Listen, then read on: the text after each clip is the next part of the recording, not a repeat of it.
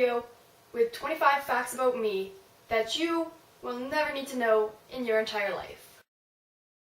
So when I was in elementary school, I had to go see a speech therapist because I couldn't say the letter R. And so she'd come to my school and she'd pull me out of class.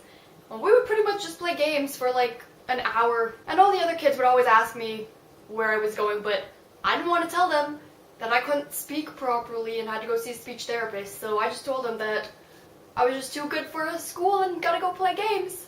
My dream job would have to be working on like a Saturday Night Live type show kind of thing. I feel like that would be a party. Contrary to popular belief, owls are my all-time favorite animal. When I was younger, I was like this close to convincing my parents to letting us adopt an owl. When I was in kindergarten, my class was lining up, I think, to go to gym class or whatever, and the boy that was in front of me, his shoelace was untied, and I thought I would do this boy a favor by teaching him a lesson. So I stepped on his shoelace, and of course he fell. Sorry, Hayden. I used to hate long distance running, but recently I've just really come to like it. It's a good way to kind of clear your mind and stuff because you really just have to focus on running and breathing so you don't die. One time I went to Germany and we were walking through the streets and I sneezed and an authentic German said Gesundheit to me, and I felt like I really had my life together at that point. I did competitive gymnastics for 11.5 years and it was amazing. Pretty much my entire life. When I was younger, I was super shy. And now that I'm older, I think I'm less shy. I'm just more awkward around people. This is a little weird, but every time I brush my teeth, I have to put my hand on my stomach. I don't know why. It's just kind of comfortable. Even to this day, I have some trouble with the alphabet. I could not tell you what comes after what letter without taking a moment to pause and think, or sing through the alphabet. I absolutely hate the feeling of pruny finger. And because of that, I do not particularly enjoy going into water. Growing up, my family had this cat named Remy. And Remy was like the evilest cat ever. He always just enjoyed attacking me. When I was born, my brother tried to convince my other siblings that they should call me Bertha so that I would grow up and think my name was Bertha. Personally, I don't think horror movies are that scary. I was in a French immersion school from kindergarten to grade 9. And for like a month in grade 10, but then I dropped it, and when people try to ask me like what words are in French, I just can't think of them. I'll say it in English but with a French accent. Le curling iron. I played the flute for 2 years. On my very first lesson, I almost passed out because I was not used to breathing that much.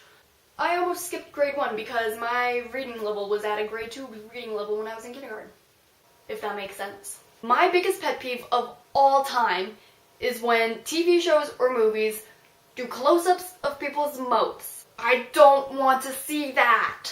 So I've recently become a recreational gymnastics coach. It's a pretty awesome job. And it honestly just blows my mind how kids cannot do a forward roll. You put your hands on the ground, you tuck your chin in, and you roll. It's not that hard. It also blows my mind at how rude kids these days are. What did your parents teach you? Did they not teach you manners? Do you not know how to be polite to other people? My awkward years were pretty much when I was 8 all the way to when I was 14. I was just an awkward looking kid. Like I was 4.5 feet. I was maybe 60 pounds. Probably wore turtlenecks until I was about 11. The one and only concert I've ever been to was Hilary Duff.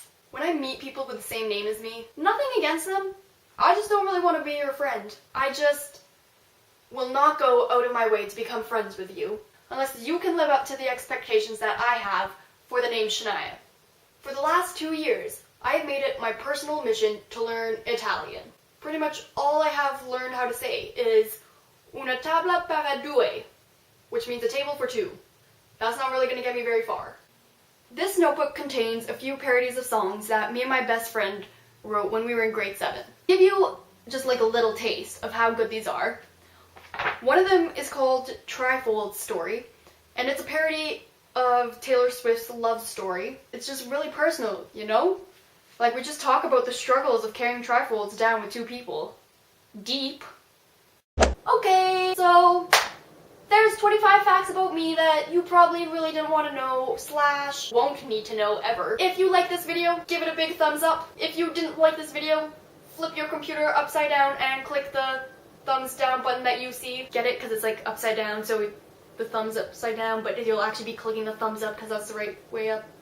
No? Okay, whatever. If you're watching this kind of have mixed feelings about it, or you just really don't care about what I had to say, just while you're trying to make up your mind about all that, just click the thumbs up button. Okay, bye!